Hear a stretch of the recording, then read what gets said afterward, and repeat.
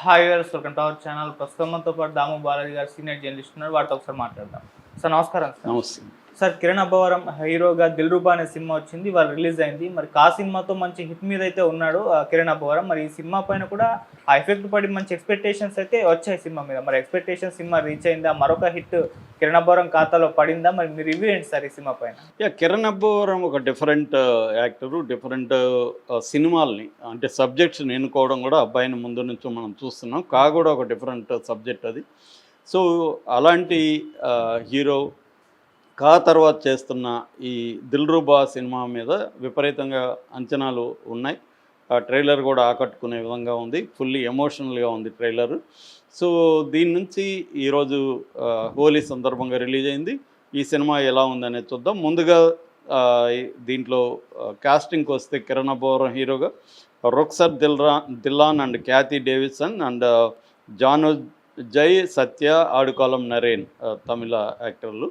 So వీళ్ళు చేశారు. ఇక టెక్నికల్ విషయానికి వస్తే దీంట్లో ప్రొడ్యూసర్లు 3-4 ఉన్నారు. సిద్ధార్థ అండ్ జోజో జోసు, రవి, తర్వాత విశ్వకరుణ్ అనే అతను డైరెక్షన్ చేశాడు. శ్యామ్ సిఎస్ తమిళ మ్యూజిక్ డైరెక్టర్ మ్యూజిక్ చేశాడు. తర్వాత డేనియల్ విశ్వాస్, అతను ఒక మంచి కెమెరామెన్, తను దీనికి కెమెరా వర్క్ చేశాడు. ఇక కథగా విషయానికి వస్తే సిద్ధార్థ్ అనే అబ్బాయి, తన పేరు హీరో పేరు సిద్ధార్థ్. దీంట్లో మ్యాగీ అనే అమ్మాయి కృతి డేవిసన్ చేసింది. వీళ్ళిద్దరూ చిన్నప్పటి నుంచి ఫ్రెండ్సు, లవర్సు. అయితే ఈ అమ్మాయి మధ్యలో హ్యాండ్ ఇచ్చేసి వేరే తను పెళ్లి చేసుకుంటుంది. దాని తర్వాత అమెరికా వెళ్ళిపోతుంది. సో ఇతను ఫస్ట్ ఈ అమ్మాయి లవ్ ఫెయిల్యూర్తో ఈ అబ్బాయి బాధపడుతుంటాడు. దీని నుంచి బయటపడడం కోసం బెంగళూరుకి వెళ్ళి అక్కడ ఎంఐటీలో కాలేజీలో చేరుతాడు. అయితే చేరకముందే అతను ఒక పబ్బులో ఒక అమ్మాయిని ఒక రౌడీ నుంచి రక్షిస్తాడు. అమ్మాయి పేరు అంజలి, రుక్సార్ దిల్లన్ చేసింది. సో అప్పటికి రక్షించేసరికి ఈ అమ్మాయి అతన్ని ఫస్ట్ దీంట్లోనే మీట్లోనే ఇతనిలో లవ్లో పడుతుంది. ఇతనైతే లవ్లో పడ్డు. దాని తర్వాత కాలేజీలోకి వచ్చినాక ఈ అమ్మాయి ఇతని కాలేజీ, ఇతని క్లాస్మేట్, ఇతని డెస్క్ మేట్ అని తెలుస్తుంది. దాని నుంచి అప్పటి నుంచి ఈ అమ్మాయి లవ్లో పడుతుంది. దాని తర్వాత ఇతనేం పడ్డు. ఫైనల్గా అమ్మాయి చివరికి ఎక్స్ట్రీమ్కి వెళ్ళి ఒక వేసిగా రోడ్లో నిలబడ్డానికి కూడా ఇతని కోసం అమ్మాయి సిద్ధమవుతుంది. ఆ టైంలో ఇతను కూడా పడిపోతారు లవ్లో. అలాగే వీళ్ళిద్దరి మధ్య లవ్ అనేది మొదలయ్యి గట్టిగా బంధం బిగిసిపోయినప్పుడు ఈ రౌడీ కూడా ఇదే కాలేజీలో ఉన్నాడు. సో వాడు వీళ్ళిద్దరిని విడదీయాలని డిసైడ్ అవుతాడు. దాంతో వీళ్ళిద్దరు విడిపోతారు. ఫైనల్గా విడిపోయినాక ఈ అమ్మాయి అమెరికాలో ఉన్న వీళ్ళ ఎక్స్ గర్ల్ ఫ్రెండ్ వచ్చి వీళ్ళిద్దరిని కలపడానికి ట్రై చేస్తుంది. సో వీళ్ళిద్దరు కలిసారా లేదా అనేది మెయిన్ పాయింట్. అట్లాగే ఎందుకు విడిపోయారు, అంజలిలో ఉండే ప్రాబ్లమ్స్ ఏంటి, అట్లాగే ఈ అబ్బాయికి థ్యాంక్స్ చెప్పాలన్నా సారీ చెప్పాలన్నా కోపం అనమాట. ముఖ్యంగా సారీ చెప్పాలంటే చాలా ఇది. సారీ అండ్ థ్యాంక్స్ అనేవి మోస్ట్ అబ్యూజ్డ్ వర్డ్స్ అని అబ్బాయి ఫీల్ అవుతాడు. సో దానివల్లనే విడిపోవడానికి అది కూడా ఒక కారణం. ఇతనికి ఉండే ఆ స్ట్రాంగ్, అంటే ఇంత మొండిగా ఉంటాడు ఈ విషయాల్లో. ఎందుకు మొండిగా ఉంటాడు, దీనికి సంబంధించి ఫ్లాష్ బ్యాక్ ఏంటి, ఇవన్నీ మనం ఈ సినిమాలో చూడాలి. సో ఇది బేసిక్గా కథ. ఫైనల్గా వీళ్ళిద్దరూ ఏకమయ్యారా లేదా అనేది మనం చూడాల్సిన ఇది. అంటే ఇది కమర్షియల్, అవుట్ అండ్ అవుట్ కమర్షియల్గా చేశారు.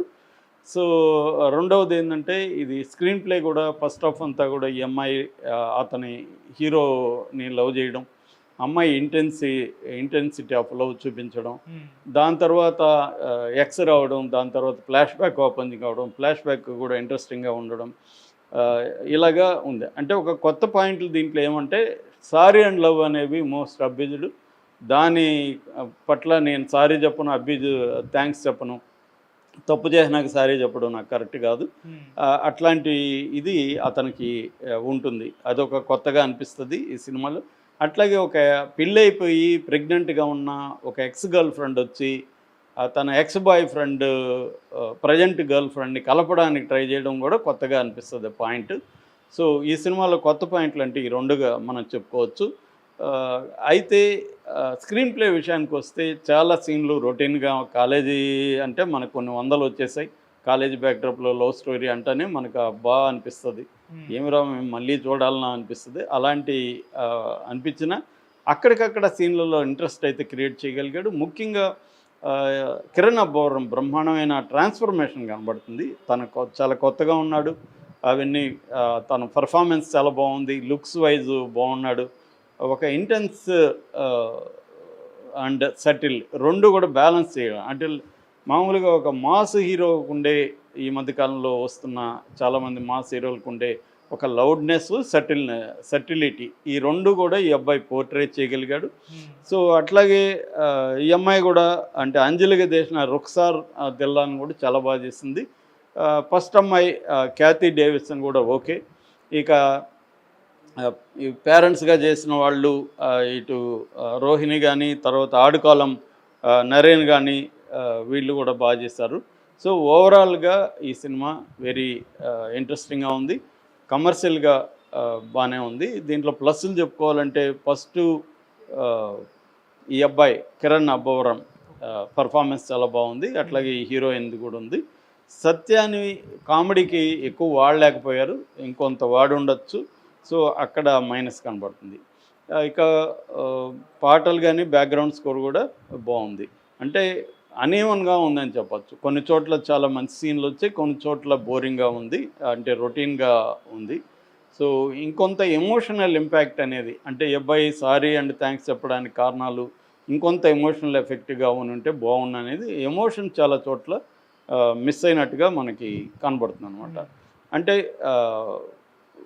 ఫస్ట్ అమ్మాయి ఇతన్ని ఇది చేయడం, ఆ ట్రాక్ అంతా చాలా బాగా వచ్చింది. తర్వాత ఫ్లాష్ బ్యాక్లో కూడా కొన్ని ఎపిసోడ్లు బాగా వచ్చాయి. తర్వాత ఈ అబ్బాయికి ఉండే ఈ మేనరిజం ఏదైతే ఉంది పాయింట్, అది ఇంకా ఎఫెక్టివ్గా చెప్పుండొచ్చు. ఎమోషనల్గా ఇంకొంత స్ట్రాంగ్ ఎమోషనల్గా ఉంటే ఇంకా బాగుండేదనే ఫీలింగ్ అయితే వస్తుంది. ఓవరాల్గా అనీవన్గా ఉంది.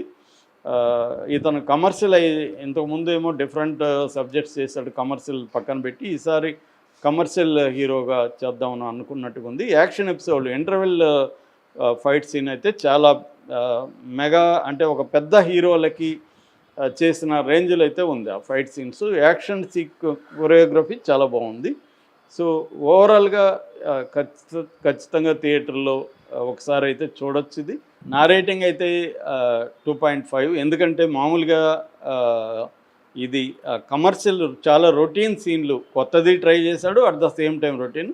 అయితే దీంట్లో ఇంకొక విషయం నేను మిస్ అయింది ఏమంటే డైలాగ్స్ చాలా బాగున్నాయి. అంటే ఒక పూరి జగన్నాథ్, త్రివిక్రమ్ శ్రీనివాసు ఆ స్టైల్లో డైలాగ్స్ అయితే చాలా చోట్ల పేలినాయి అనమాట. ముఖ్యంగా ఈ అబ్బాయి చెప్పే డైలాగ్స్ చాలా బాగున్నాయి. ముఖ్యంగా ఎమోషనల్గా కానీ తన స్ట్రాంగ్ క్యారెక్టర్ని ఎక్స్ప్రెస్ చేసే డైలాగ్స్ కన్విన్సింగ్గా ఉన్నాయి, తర్వాత ఇంట్రెస్టింగ్గా కూడా ఉన్నాయన్నమాట. అంటే మనకి ఈ సినిమాలో హైలైట్లలో ఒకటి డైలాగ్ చెప్పుకోవచ్చు. సో అట్లాగే బ్యాక్గ్రౌండ్ స్కోర్ చాలా చోట్ల బ్యాక్గ్రౌండ్ స్కోరే సీన్ని ఎలివేట్ చేసింది, లేకపోతే సీన్ డౌన్ అయిపోయేది. ఒక మామూలు రొటీన్ సీన్లు కూడా శామ్ సిఎస్ బ్యాక్గ్రౌండ్ స్కోరు చాలా ఎఫెక్టివ్గా చెప్పగలిగింది. Okay sir, thank you so much.